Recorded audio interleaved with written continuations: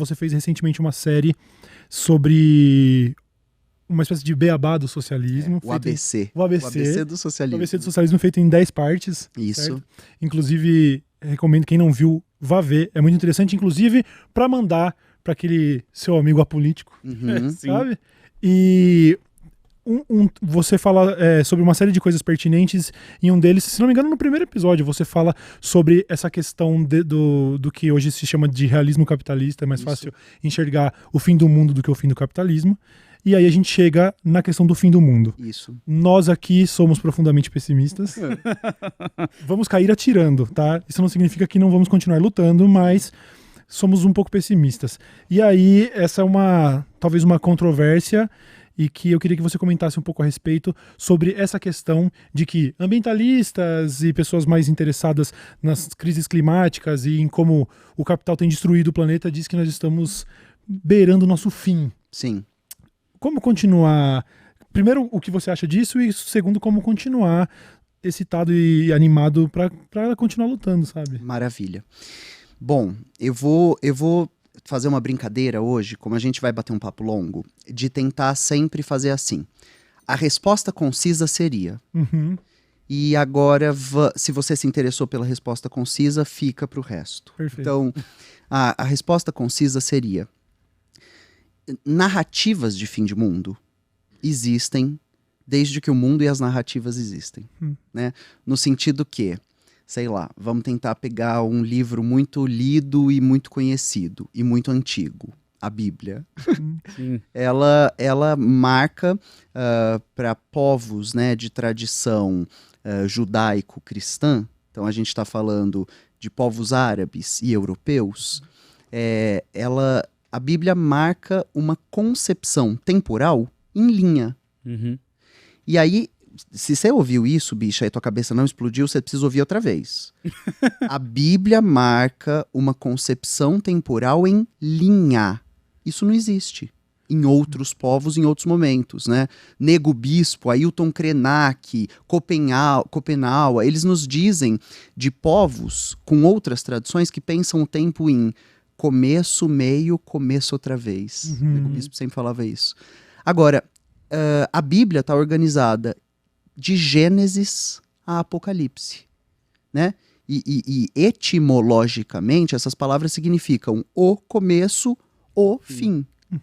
Então, narrativas de fim existem desde que existem narrativas, né? O calendário maia tinha um fim, e assim vamos.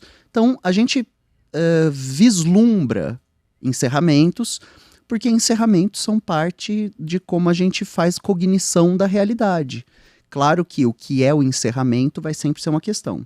Então, por exemplo, vamos pegar povos egípcios, vamos pegar o antigo Kemet, né, o antigo Egito.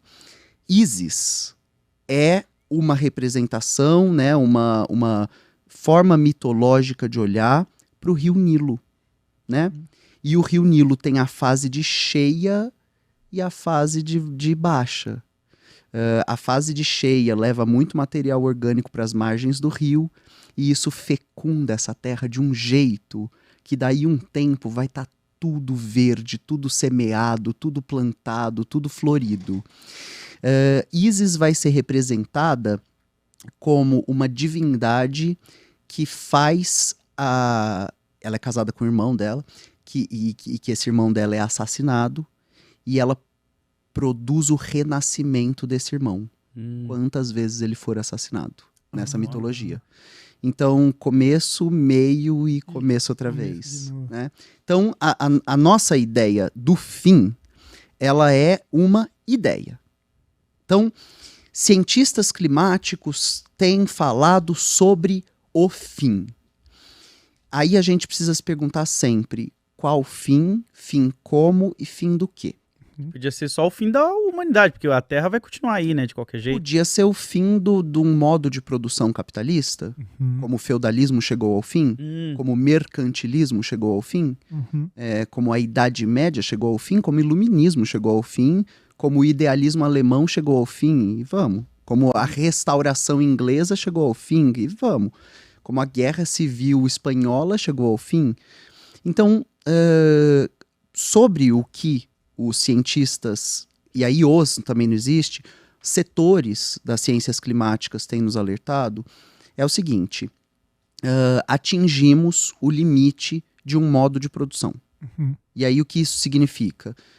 A gente tem já instaurado há algum tempo, né, nas ciências do sistema Terra, o Dia da Terra, né, que ele acontece todo ano um pouco mais cedo. E ele marca o momento em que a Terra já entregou tudo o que ela tinha capacidade de produzir. E de lá em diante a gente está delapidando o sistema. Né? Então esse é o Dia do Limite da Terra. Ele é marcado já há mais de décadas e ele marca esse momento, que seria, bom, daqui para frente a gente está consumindo a poupança. A gente está entrando no cheque especial. A gente está no vermelho, para falar nos termos do nosso momento. Bom, sobre o que esses cientistas, esses setores, esses estudiosos e estudiosas têm nos alertado? Não tem mais como, né? Então, sei lá, climaticamente, do que a gente tem de medição de temperatura da era industrial para cá, a ação humana mudou profundamente como o ciclo do planeta funciona. Dentro da geologia, você tem os tempos geológicos, né? Esses setores, muitos desses setores, eles lutam por uma nova unidade de medida chamada antropoceno. E aí tem um autor marxista, Richard, vou jogar no Google já, você pode fazer isso também, que ele fala do capitaloceno. Porque não é antropo, no sentido de que os povos da Papua Nova Guiné não tem nada a ver com isso, bicha. Sim. Né? Os povos cultivadores de arroz do Vietnã não tem nada a ver com isso. É uma ação produzida a partir de um modo de produção instaurado na Revolução Industrial. Por isso, capitaloceno. Essa ação humana de dimensão global, capaz de alterar as lógicas de funcionamento do planeta, é do 1800 para cá. E isso chegou ao fim. Né? Já estamos no processo desse fim. Agora, isso teria de ser para nós otimismo, né? Porque nós estamos vivendo o fim de algo. Os momentos de encerramento e de fim, eles são os momentos de abertura de possibilidades. Para as novas coisas. Para as novas coisas. Toda crise é um momento de pensar grande e arrancar a poesia do futuro. Esses momentos que produzem fissuras no tecido social, então o tecido social começa a rasgar, ele permite você ver o que está atrás do tecido social. E essa outra coisa. E as possibilidades. Tem um filósofo, um fenomenologista francês, que é o Merleau-Ponty, muito famoso, muito importante para a história da filosofia no Ocidente. Muito chato também, mas já morreu, pode falar. E o Merleau, que é minha prima, a Merleau, ela diz uma coisa linda num texto chamado A Guerra Aconteceu. Esse texto é pós-Segunda Guerra Mundial, quando a Europa vai se dar conta do que era um campo de extermínio. Né? Porque tudo isso acontecia em sigilo. Auschwitz, na Polônia, o maior, para onde foram mandadas milhões de pessoas que eram judias, que eram ciganas, que eram negras, que eram pessoas com deficiência, que eram LGBT, que eram comunistas. Eram lugares do suprassumo do horror em Europa, né? Porque pergunta o que estava acontecendo no Congo. Pois é, né? Pergunta o que Leopoldo II, rei da Bélgica, fez no Congo. Mas a gente fala disso. E aí, quando a Europa começa a se dar conta do que era o nazifascismo, hordas de filósofos vão se debruçar sobre pensar isso. E aí o Merleau-Ponty escreve esse texto, A Guerra Aconteceu. Ele termina o texto dizendo assim, de cabeça: o mal não está em nós. O mal não está fora de nós.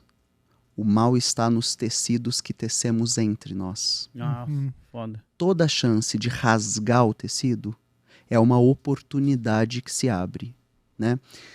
Por isso, desde que a gente produz teoria revolucionária, então vamos olhar para o Gramsci, início do século XX, começo do 1900, greve de trabalhadores em Turim, na Itália. O Gramsci tem uma ideia conhecida como o pessimismo da razão e o otimismo da vontade. O que é isso? Vamos olhar para isso de forma pessimista. Racionalmente, a gente não pode ser aparvalhado, bobo, iludido. Vamos olhar para isso de forma pessimista. Só que se esse pessimismo contamina o nosso combustível interno, se esse pessimismo produz, é só isso, não tem mais jeito, acabou, boa sorte, aí a gente tá fudido. Exato. Né?